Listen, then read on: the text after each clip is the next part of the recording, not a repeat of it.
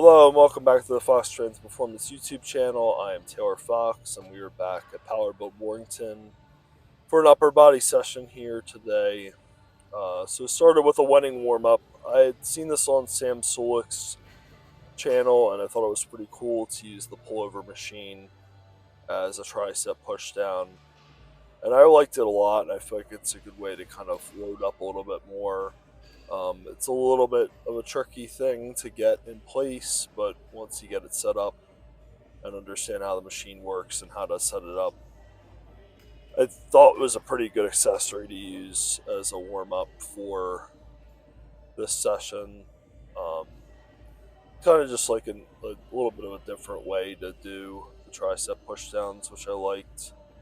So I was happy with that in order to get ready for the incline press with the Kabuki bar, the Cadillac bar. I had actually done neutral grip on the standing chest press and I accidentally deleted the video.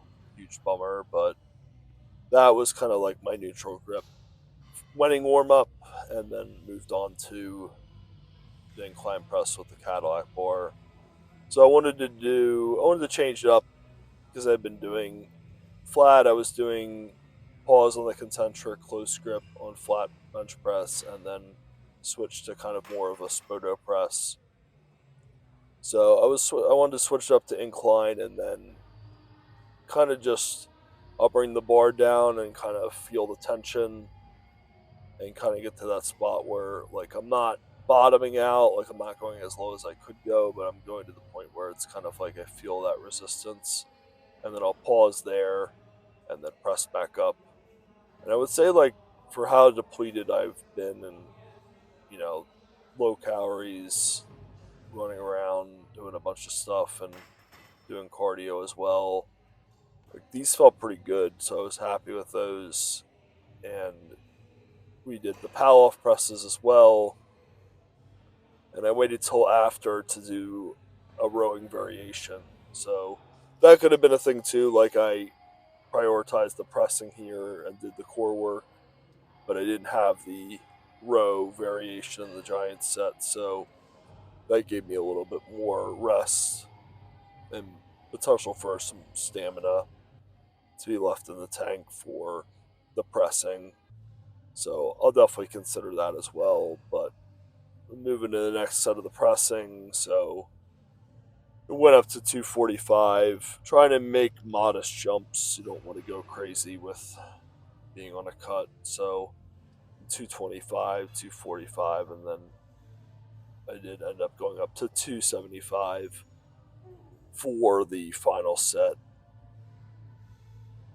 And the thing with these, like, I like the log a lot on the incline, and I had considered doing that, but I was like, I want to keep it a little more simple with the setup and ease of access to the exercise. Like, I don't necessarily feel like I need to be setting up a log every week in the incline, especially when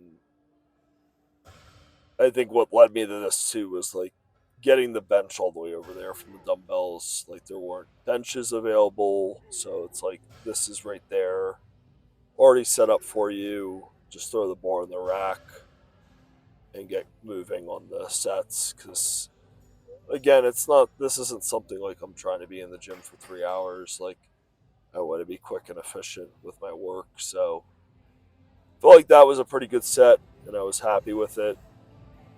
And then we moved on to another set of power-off presses. And like, I feel like I've been tying things together well. I would say I'm not blowing anything out of the water with the pressing. Obviously, like, that's kind of the first thing to go when you diet, is your pressing strength is going to reduce. And as I get into other stuff, you'll clearly see that, like, it's a little bit of a struggle. Definitely not a ton of fuel in the tank. But, we keep pushing forward and get through it. I actually thought that last set, those 210s on the bar were 25, but that was 265. And this is going to be 275. So Uh, Silly me, thought I had it on the last set, but this is actually the last set of incline with the Cadillac bar. And I felt like it moved pretty well. It's interesting, you have like those spurts where like you feel really good with an exercise and like crush it, and then the next thing you do, it's like you have no energy and you're struggling to get through the reps and sustain like multiple sets. But this is going to be the row variation, the same thing I did the previous week, single arm on the Life Fitness row. Really like this machine a lot. Love this variation doing it just single arm. And really able to load up that single arm a lot with weight, but then I'm in a seated position, so not stressing myself as much. Strap in so that I'm locked onto the apparatus and really just able to row and pull. And when I posted this as a short, I got like a lot of feedback from a couple people about the variation. One guy was like, it's too much leaning and too much body, and then the other guy was like, no, it's not. Like, this is how you should be doing it to really get that full muscle activation. And my thing is like,